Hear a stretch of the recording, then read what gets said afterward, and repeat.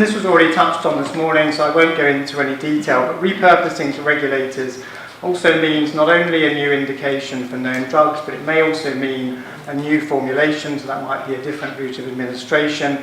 It might in fact be creating new combinations of drugs, so perhaps using two different drugs in a different way or different use. And it might be actually involving drugs which we increasingly see with medical devices. So there are three main regulatory incentives to support repurposing. One is what's known as a data exclusivity period. So this is for an established drug. This is under the Medicines Directive 2001/83/C. And here, if you're a marketing authorization holder and you get a new indication in a well-established use, you can get a period of data exclusivity, which essentially means it stops a competitor copying that indication for a year. So that might encourage some incentive. The paediatric regulation introduced what's called a PUMA, which is a paediatric use marketing authorization. And this is specifically for medicines for children for products that no longer have a patent. And this offers an extended period of both data and market protection. Of most relevance today, I think, is the orphan designation, which hopefully some of you have got experience in applying for orphan designation. And the orphan designation means that you can come for regulatory support at any stage in your development. So you can come for orphan designation with non-clinical data. It's a free of charge process, and you can apply through the European Medicines Agency. And the web page that I've included provides further detail of how you can apply. But the important incentives for the orphan designation are this 10-year period of market exclusivity and protocol assistance and fee reduction. I've just included here a few examples on the list. There's a long list of about 1,600 orphan designations in nearly 500 different diseases. And as you can see here, there's some really commonly known drugs, but actually they're being repositioned in a lot of different conditions. And I think this is a real important aspect of orphan designation, where I think up to a quarter of the drugs are currently on the orphan register are either old or established drugs, and they're being repositioned into new indications. So I'll just move on to some of the regulatory initiatives. There's a European initiative. STAMP is an expert group called the Safe and Timely Access to Medicinal Products for Patients. And the idea of this expert group to the European Commission is to exchange views and to look at ways, identify ways of using the regulatory system most effectively for the benefit of patients. And last year, the UK proposed as an additional item to the agenda to look at repurposing of medicines. So what we did in the UK is that we presented in March of last year a position paper setting out some of the challenges and opportunities for repurposing drugs. And we asked a series of questions at the meeting in STAMP. I'm not sure you can read it, and I can barely read it on my screen. But essentially the questions we asked were, do we need specific terminology for defining what repurposing means? What are the barriers both to the pharmaceutical industry and also non-profit organisations? Could existing regulatory routes be used better, for example, the PUMA and the orphan drug designation? Is there a need for new regulatory incentives or pathways to support industry and non-profit organisations? And are there any particular disease areas that we need to pay particular attention to? In addition, we formulated a questionnaire sent round to individual member states and presented that back to the STAMP group. And this feedback was back in June of last year, where 2/3 of member states felt that there weren't really significant barriers for including new indications and established marketing authorizations. But only 11 member states had specific national provisions for supporting off-label use in their national health systems. And actually only 3 member states had national incentives for supporting registration off-label indications. There are also regulatory initiatives in the UK. So the Department of Health is currently working on a response to the off-patent drugs bill. In this response, they're looking at ways and initiatives of repurposing medicines into the NHS, whilst recognising that currently there is no clear and systematic pathway to get medicines that have been repositioned into the patient.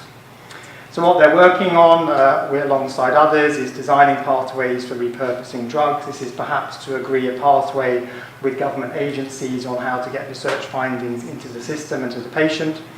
In addition, the British Generics Manufacturers Association has looked at ways to try and facilitate interaction between researchers, research charities, and those that actually hold marketing authorization of generic products to ensure that they can get a timely inclusion of a new indication for an established generic drug.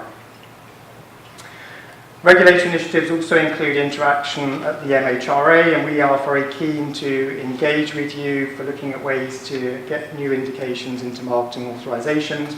We can provide guidance on the requirements for marketing authorization, but also guidance on some of the incentives that I discussed earlier. Access to regulatory experience is through a number of forums. We offer what's known as a scientific advice service, and we do between 250 and 300 scientific advice meetings a year. These are mainly used by pharmaceutical companies, but certainly we would really welcome academics to come and use our scientific advice meetings as well. We offer what's known as a broader scope meeting, where you can have a discussion on general approaches to your development program. We have joint meetings with NICE, the payer, and we have PIM designation meetings for the Early Access to Medicine scheme. We also have what's known as the MHRA's Innovation Office, which is a free service. So anyone can contact us using that single portal of the Innovation Office to seek regulatory advice and start the engagement with us.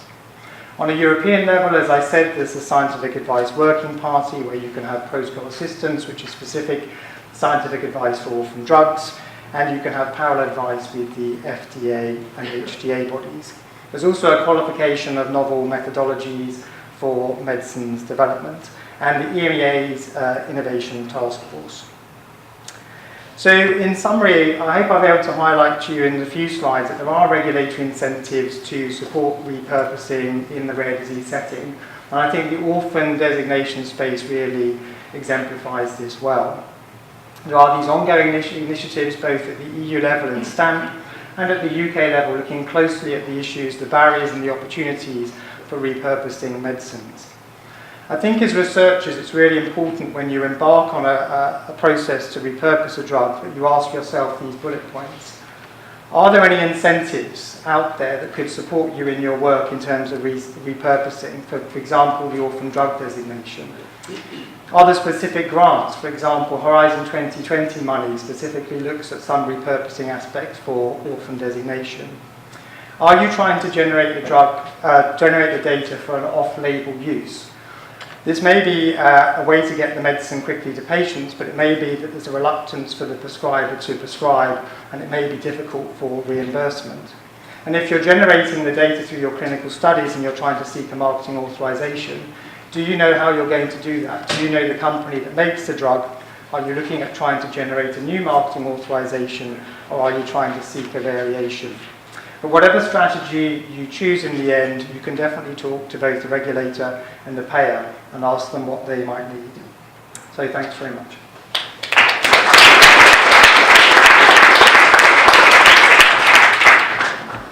Great, so Dan, hi everybody. So Dan's talked to you about the sort of the regulatory aspects of this. What I want to talk to you about in the next 10 minutes or so is I think the much more complex situation that we find ourselves within the healthcare system around the use of medicines and the optimal use of medicines. Not just drugs that have been repurposed, but you know, across the board. And of course, who are the people who are at the centre of that, around that decision-making process? The people who take the medicines or choose not to take the medicines. So it's important that we think about people in that situation as well. So, have you heard of medicines optimization? No? Medicines optimization is a whole new thing. We used to do medicines management, but there's a new term that was coined about 3 years ago that sought to put the patient at the centre of the decision-making process. I mean, how radical is that? Putting the patient at the centre of the decision-making process. So we did some guidance on it. We did nice guidance where we looked at the literature and came up with some recommendations around what medicines optimization should be. A person-centred approach to the safe and effective use of medicines, achieving the best possible outcomes for people. So that all sounds really good, doesn't it? The really quite radical thing was this thing about shared decision making. And if you talk to clinicians, nurses, pharmacists about shared decision making, they'll say, yeah, we do that. And then when you talk to the people who have been involved in those decision making processes, it's done sometimes, it's usually not done terribly well, but there is certainly a movement towards getting that much more at the centre of the whole use of medicine. So it's about using the right getting the medicines to the right patients, giving them the right choice of medicine at the right time. It all sounds great, doesn't it? And of course, David Sackett, who was the kind of godfather of evidence-based medicine, when he first came up with his definition of evidence-based medicine, funnily enough, had patients at the centre of that. That's what we should have been doing all along, but perhaps we weren't along the way. And of course, there's two sources of expertise here as well, isn't there? There's the clinicians, who know about the etiology of the disease, they know about the evidence for the disease, they know about the evidence that supports the use of the medicine, and they should be able to tell you what the outcome probabilities are. If you take this medicine, then this is how many people, if there were 1,000 people like you, this is how many people would benefit from taking that medicine. But I don't know what it's like to have diabetes, because I don't have diabetes. But if I'm treating someone who has diabetes, they're the expert in what it feels like to have diabetes, aren't they? So there's two different sorts of expertise. There's the clinician's expertise, but also the patient's expertise as well. So when we come to talk about drug repurposing, or the use of off-label medicines, and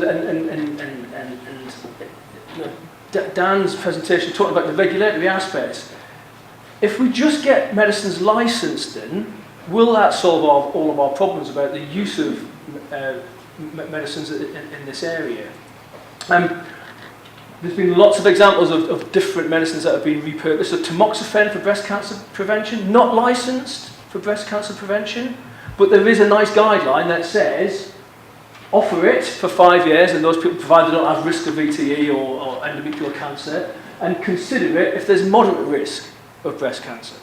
Okay? A paper that was published about 3 weeks ago sent a survey out to GPs saying, how are you doing around tamoxifen prescribing for prevention of breast cancer? Gave them a series of vignettes and said, would you prescribe it in these cases?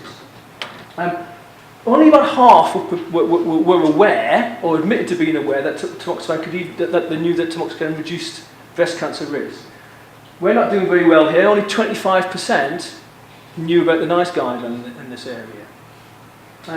75% said they're willing to prescribe it. That means 25% weren't. 18% said they probably weren't willing, 5% not willing at all, and the reason for that is because it's off-label. Now, just because something isn't licensed to treat a particular condition doesn't stop you from using it under certain conditions, especially if the evidence supports that, or if there's a recommendation from a national body like NICE that says, consider it or offer it in some cases. So it's quite interesting, isn't it? So it's not, I think having regulatory approval helps, but not always. It's about that awareness of what the evidence says as well. A couple of other examples. So amitriptyline for neuropathic pain. There's a recommendation in the NICE guidance that you can consider using amitriptyline for neuropathic pain. Again, not licensed, but it doesn't stop us increasing the amount of prescribing of amitriptyline. Now, there's no one who's ever going to apply for a product for market authorization for amitriptyline, I wouldn't think, because there's no financial incentive in putting together that regulatory portfolio to get a license. So, and yet it's still used. So there's something else going on here. Diclofenac, and this is just an example of how difficult sometimes it is to get evidence into practice. There was a regulatory warning about diclofenac back in 2006. Nothing happened to the prescribing of diclofenac. It was only after about 7 years that we saw the reduction in the prescribing of diclofenac. So messages sometimes take a while to get into practice. And there's lots of other examples of under-implementation of evidence into practice. These are, lots and lots of information that's given to people, but it's more complex than that. So if we provide people with more information, will that help? So we've been working with the DH at looking at a drug repurposing model, a pathway to get information out to people, thinking that might help people increase the use of repurposed medicines. And we've come up with this rather complex diagram here that says, we identify a topic and get a topic suggested to us. It can go down the regulatory route. If it doesn't, we can produce things like evidence summaries that we do at NICE. That can help inform people's decision making about whether to use medicine or not. So we produce about 10, 15 evidence summaries a year on the use of unlicensed or off-label medicine. And as I said, they help a bit. But it's actually, as I said before, it's more complex than that, because there's actually 3 different levels of translation of evidence into practice. So what the EMA do and what NICE do is they take the research evidence and they produce, if you like, an evidence summary on that. That says, this is what the evidence says in terms of effectiveness, this is what it says in terms of safety. But that's just the beginning of the process, because then what happens locally is people integrate that with local care pathway, and then on an individual basis, there's that shared decision making that goes on within that as well. And there's lots of issues here around the different translations of evidence in practice. In particular, information overload. And I could talk to you all week about cognitive biases. It's one of my real interest areas. But we're all biased because we're human beings. So we see sometimes what we want to see and we disregard the rest, as Paul Simon said. So cognitive biases are really, really important as well. And there's also this thing about consultation skills and shared decision making.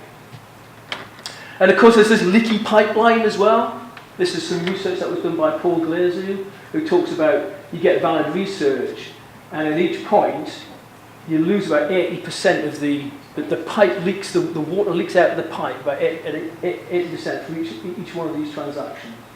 So you end up with only about 20% of evidence getting into practice just from that leaky pipe. Evidence in practice, as it says there, it's a difficult problem. But it's actually what we call a complex problem rather than a complicated problem. So healthcare involves a series of human interactions rather than if you think about complicated problems like putting a man on the moon. So if you follow the standard operating procedure for putting a man on the moon and you get your engineering right, you can do that with a great deal of certainty, because we've done it, haven't we? If you think about a complex problem such as bringing up a child, if you follow the NICE guideline to the letter on how to bring up a child, and we all followed it to the letter, what would happen? Our children all grew up very differently. And that's a really good analogy to think about in terms of clinical practice. So just doing and getting processes right isn't enough because of the human interactions that are involved in that. So this is Trish Greenhoff's work. The bit that we need to concentrate on here is not just the making it happen, the regulatory aspects of it, but the helping it happen here. Social marketing, getting people involved in educational events, developing social clinical networks and things like that. That's when you really see the big changes in clinical care. So the last couple of minutes, I just want to introduce you to this person here. This is my Auntie Betty. Okay, she's a real person. She's got lots of things wrong with her in terms of conditions. Okay, she's 84. She's quite a bright lady. She's on her iPad there, Skyping my mum. But she's been diagnosed with atrial fibrillation. She's already on lots and lots of medicine. Okay, the NICE guideline on atrial fibrillation, if you do a HASBLED score, a CHASVAC score, which are risk stratification mechanisms to see whether or not she's a candidate for an anticoagulant or not, will tell you you should be offering her an anticoagulant. But when we talked to Auntie Betty about what she wanted, what she said to me, and this is almost verbatim what she said, I don't want any more tablets, I feel ill all the time. Actually, what she was worried about is where am I going to get my next meal from, not taking another tablet. I don't want something like warfarin, your Uncle Joe was on warfarin. So her cognitive bias was she's got an experience of somebody who took this medicine and it wasn't a good outcome. So she doesn't want that. And what she said to me was, tell me the ones that treat my symptoms and I'll take my chances for the rest. I'll take my chances from now on. So that's real shared decision making.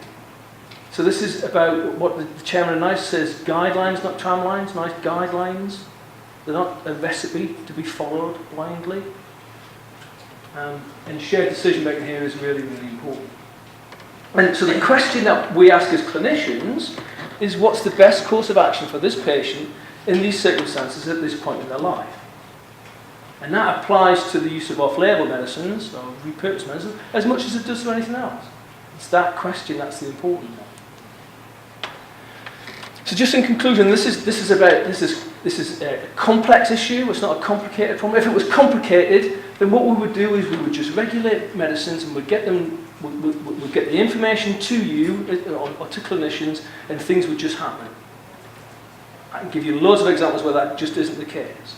So licensing medicines can clearly help, and there's some fantastic examples of where, the examples of the safety problems that have been avoided by excellent regulation.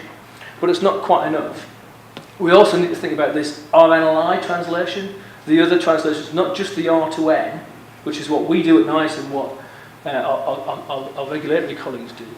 And informed shared decision making is a key thing here. Certainly, and especially, the GMC advice about the use of off-label and unlicensed medicines talks about having this informed decision. And I always say to people, so how do you go about doing that? How do you present things in a meaningful way to people that they can understand? And people really, really struggle with that. So, just to finish off with 2 quotes, one from Michael Rams, who talks about wisdom. It's the ability to cope. I think that's right. It's very good. Peter Kay's take on wisdom was this one here, which is much better, I think.